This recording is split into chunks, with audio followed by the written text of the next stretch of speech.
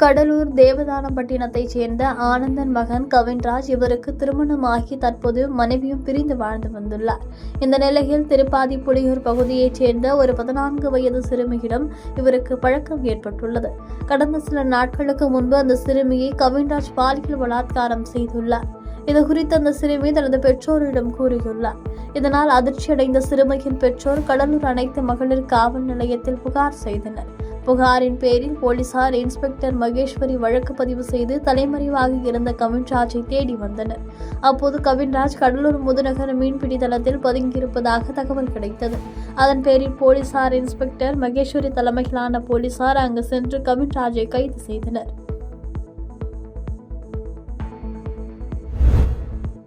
Salem Verma construction மேலாண்மை இயக்குநர் விஜய வர்மா செய்தியாளர்களுக்கு பேட்டியளித்தார். அப்போது சேலம் ஏற்காடு செல்லும் பிரதான சாலையில் உள்ள மார்டன் தியேட்டர் முன்னாள் முதலமைச்சர் கலைஞர் எம்ஜிஆர், ஜெயலலிதா மற்றும் பல்வேறு முன்னணி நடிகர்களை உருவாக்கிய மார்டன் தியேட்டரில் 2004ஆம் ஆண்டு ரவிவர்மா என்பவரால் பராமரிக்கப்பட்டு வருகிறது.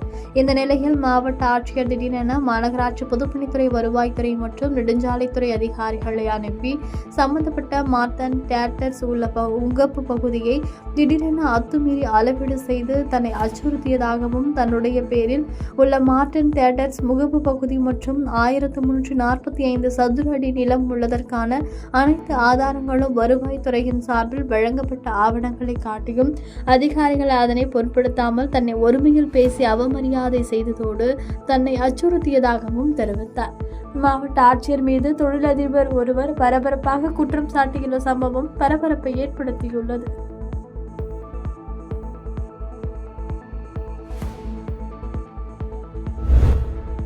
திருவள்ளூர் மாவட்டம் பொன்னேரி புளியங்குளம் கிராமத்தைச் சேர்ந்த சண்முகம் என்பவர் இருசக்கர வாகனம் மோதிய விபத்தில் தலையில் பலத்த காயம் ஏற்பட்டது.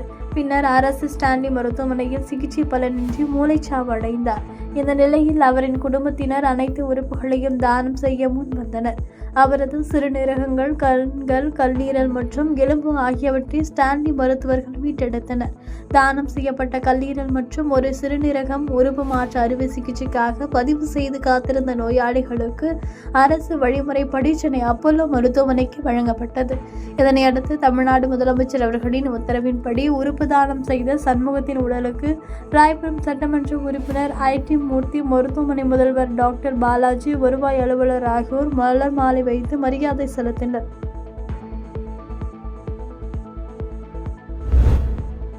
சென்னை திருவொற்றியூர் பகுதியின் 4வது வார்டான எர்ணாவூர் பகுதிக்கு உட்பட்ட ஆதிதிராவிடர் காலனி தெரு பகுதியில் மழைநீரோடு சேர்ந்து கச்சா எண்ணெய் கழிவுகளும் கலந்து பெரும் பாதிப்பை ஏற்படுத்தியிருப்பது குறிப்பிடத்தக்கது.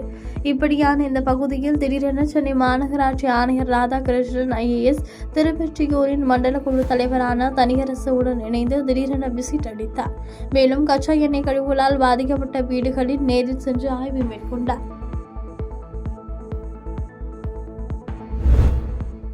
கள்ளக்குறிச்சி மாவட்டம் சிறுமங்கலம் என்ற கிராமத்தை சேர்ந்த இந்துமணி, பச்சையப்பன், மணிகண்டன் ஆகிய 3 இளைஞர்களும் இருசக்கர வாகனத்தில் உலகநல்லூர் நோக்கி சென்று கொண்டிருந்த போது விபத்தில் சிக்கி மூவரும் சம்பவ இடத்திலேயே உயிரிழந்துள்ளனர். இதை கண்ட அக்கம் பக்கத்தினர் கீழ்குப்பம் காவல் நிலையத்திற்கு கொடுத்த புகாரின் பேரில் போலீசார் சம்பவ இடத்திற்கு வந்து விசாரணை மேற்கொண்டனர். விசாரணையில் சாலையோரம் நிறுத்தப்பட்டிருந்த டிராக்டர் மீது இருசக்கர வாகனம் மோதி உயிரிழந்தது தெரியவந்தது.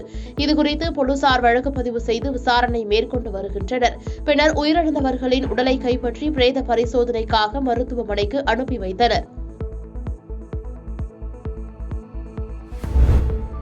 திருவள்ளூர் மாவட்டம் அக்ரஹாரம் பகுதியைச் சேர்ந்த முரளி என்பவருக்கு திருமணமாகி 3 மாத கைக்குழந்தை உள்ள நிலையில் இவர் கடைகளுக்கு மருந்து சப்ளை செய்யும் வேலை செய்து வருகிறார். இந்நிலையில் முரளி மருந்து சப்ளை செய்வதற்காக ராணிப்பேட்டை மாவட்டம் சோளிங்கலூரிலிருந்து வாலஜா நோக்கி தனது இருசக்கர வாகனத்தில் சென்று கொண்டிருந்தார். அப்போது எதிரே வந்த வாகனம் மீது நேருக்கு நேர் மோதி விபத்திற்குள்ளானதில் இருவரும் பலத்த காயமடைந்தனர். இதையடுத்து அருகில் இருந்தவர்கள் இருவரையும் மீட்டு வாலஜாபேட்டை அரசு மருத்துவமனைக்கு அனுப்பி வைத்தனர். அங்கு இருவருக்கும் மருத்துவர்கள் தீவிர சிகிச்சை அளிக்கப்பட்டு வந்த நிலையில் முரளி என்பவர் சிகிச்சை பலனின்றி உயிரிழந்தார். பின்னர் ரமேஷ் மேல் சிகிச்சைக்காக வேலூரில் உள்ள அடுக்கம்பாறை அரசு மருத்துவமனைக்கு சிகிச்சைக்காக அனுமதிக்கப்பட்டுள்ளார். மேலும் இந்த சம்பவம் குறித்து தகவல் அறிந்து வந்த வாலஜாபேட்டை போலீசார் விபத்து குறித்து வழக்கு பதிவு செய்து விசாரணை மேற்கொண்டு வருகின்றனர்.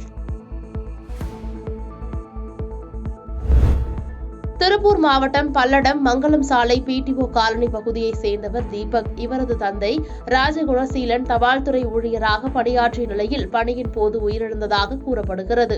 இதனையடுத்து வாரிசு அடிப்படையில் தீபக் இலவந்தி தபால் நிலையத்தில் தற்காலிக ஊழியராக பணியாற்றி வந்துள்ளார். அவரது தாய் மேரி கூலி வேலை செய்து வருகிறார். இந்நிலையில் சாலை விபத்தில் காயமடைந்து வீட்டில் இருந்த தீபக் குணமடைந்த பின் வேலைக்கு செல்ல மறுத்ததாக கூறப்படுகிறது. இந்த நிலையில் தாய் மேரி வேலை முடிந்த மாலை வீட்டிற்கு வந்து பார்த்தபோது கதவு உள்பக்கம் பூட்டியிருந்ததை கண்டு அதிர்ச்சி அடைந்தார்.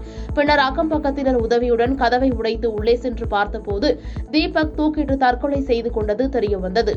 இதுகுறித்து தகவல் அறிந்து வந்த காவல்துறையினர் தீபக்கின் உடலை கைப்பற்றி பிரேத பரிசோதனைக்காக பல்லடம் அரசு மருத்துவமனைக்கு அனுப்பி வைத்தனர். மேலும் இந்த சம்பவம் குறித்து வழக்கு பதிவு செய்துள்ள போலீசார் விசாரணை மேற்கொண்டு வருகின்றனர். தென்காசி மாவட்டம் மேற்கு தொடர்ச்சி மலைப்பகுதியில் தனியார் தோட்டத்தை ஒட்டியுள்ள அரசு வனப்பகுதியில் பல லட்சம் ரூபாய் மதிப்புள்ள தேக்கு மரங்களை மர்ம நபர்கள் கடத்த உள்ளதாக வனத்துறையினருக்கு கிடைத்த தகவலை தொடர்ந்து வனத்துறை அலுவலர் சீதாராமன் தலைமையில் வனத்துறையினர் திடீர் ஆய்வு மேற்கொண்டனர். அப்போது கடத்துவதற்கு தயாராக இருந்த பல லட்சம் ரூபாய் மதிப்புள்ள தேக்கு மரங்களை பறிமுதல் செய்து இருவரையும் கைது செய்தனர். மேலும் 5க்கும் மேற்பட்ட நபர்களை வனத்துறையினர் தேடி வருகின்றனர். இந்த சம்பவம் செங்கோட்டை வட்டார பகுதிகளில் பரபரப்பு ஏற்படுத்தியுள்ளது. இதுகுறித்து புளியரை வனவர் செல்லதுரை மற்றும் வன காப்பாளர் சார்லஸ் ஆகியோரை பணியிடை நீக்கம் செய்து மாவட்ட வன அலுவலர் முருகன் உத்தரவிட்டுள்ளார். பாதகம் செய்பவரை கண்டால் நாம் பயங்கொள்ளலாகாது பாப்பா, மோதி மிதித்து விடு பாப்பா, அவர் முகத்தில் உமிழ்ந்து விடு பாப்பா. அண்மை செய்திகளை உடனுக்குடன் தெரிந்து கொள்ள இணைந்திருங்கள் இயம்நாடு தொலைக்காட்சியுடன்.